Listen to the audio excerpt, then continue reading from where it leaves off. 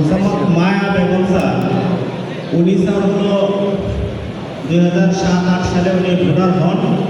ওনার প্রথম আবেদন ছিল, মায়া বেগম কি আপনার মা? আচ্ছা, 10-8-2023 সালে।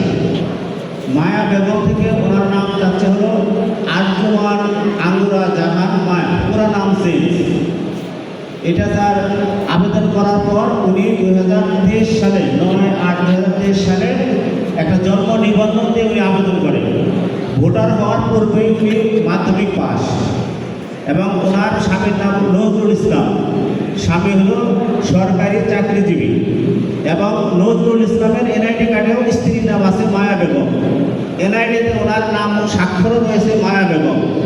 শুধু উনি একটি জন্ম নিবন্ধন দিয়ে এনআইডির আবেদন করেন। তার প্রেক্ষিতে এটি গ ক্যাটাগরি। গ ক্যাটাগরি এটা হলো আঞ্চলিক নির্বাচন কর্মকর্তা রংপুর, এখানে উনি নিষ্পত্তি করেন। এটা জেলা নির্বাচন অফিসে নিষ্পত্তি হয়নি। এই শুধু ওই ওনাকে সার্টিফিকেট চাওয়া হয় আর স্বামীর এনআইডি কার্ড চাওয়া হয়। উনি কোনো কাগজপত্র দাখিল না করায় এটা প্রাথমিক অবস্থায় ওই আঞ্চলিক নির্বাচন কর্মকর্তা রংপুর অঞ্চল থেকে এটা বাতিল হয়। পরবর্তীতে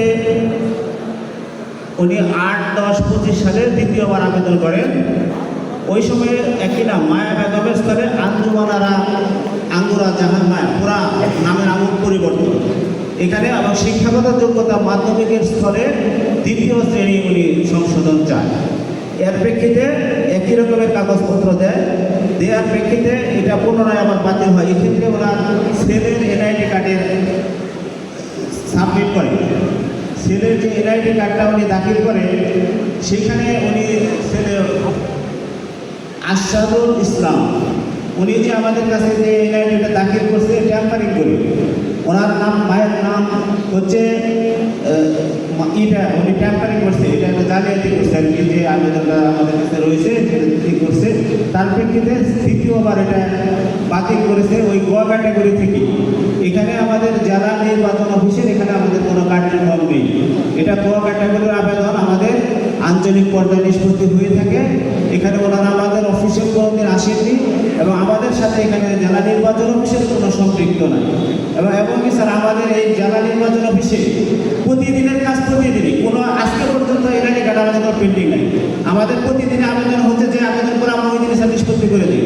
আপনি স্যার সার্ভার নিয়ে আসতে হবে, এনআইডি ল্যাপটপও নিয়ে আসতে, ইচ্ছা করে দেখতে পারেন যে আমাদের কোনো কাজ পেন্ডিং আছে। প্রতিদিনই আবেদন, আজকে আবেদন করে আমরা আবেদন কার্ডের হওয়া মাত্র সাথে সাথে নিষ্পত্তি হয়ে যায় স্যার। এবং নীতিমালা আছে, সেই নীতিমালার বাইরে যে কিছু করতে পারবেন, ঠিক আছে? আপনার মা আপনার যে তথ্যগুলো নির্বাচন কমিশন আপনার কাছে চেয়েছে, সেগুলো কিন্তু আপনি সংগ্রহ করতে পারেন না। সব টাকা এখন আমি ফার্স্ট আছে ওনার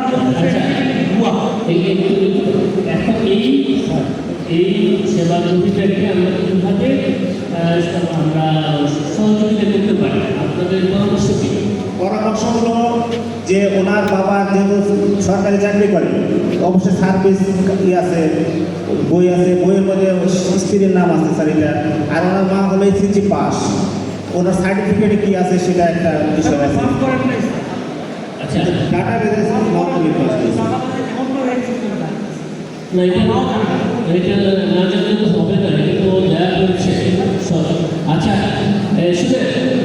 শুনুন, আপনি হচ্ছে যে আপনার বাবার কাছ থেকে যে সার্ভিস বই আছে, সার্ভিস বইয়ের একটা ফটোকপি দিবেন নির্বাচন কমিশনের। আবার যাবেন উনি আপনার কাছে আবার আবেদন করে আমার সাথেই করেন, আমি আপনাকে হেল্প করবো সহযোগিতার ক্ষেত্রে।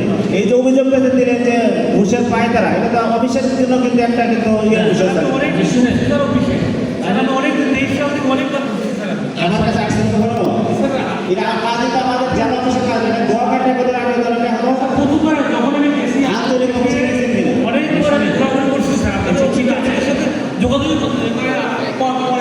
এই যে আপনি আবার যাবেন, তাদের কাছে যাবেন, আপনার কিন্তু বিরক্ত হলে হবে না। আপনার বিরক্ত হলে হবে না, আপনাকে সেবা দিতে হবে। কোন জায়গাটাতে সমস্যা সেটা সেবা গ্রহীতাকে বুঝে দেওয়া হবে। আপনি যদি তাকে কনভিন্স না করতে পারেন,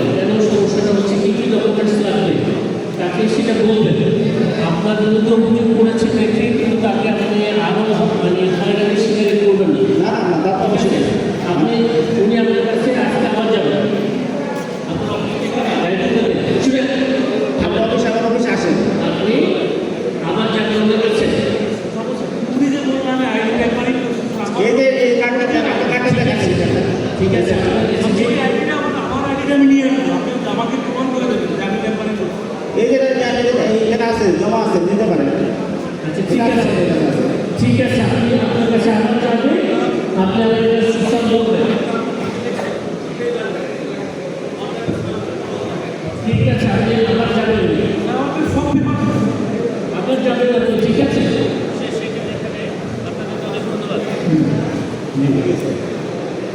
জেলা নির্বাচন অফিসের পরে পরিবার পরিকল্পনা অফিস সদর লাইন।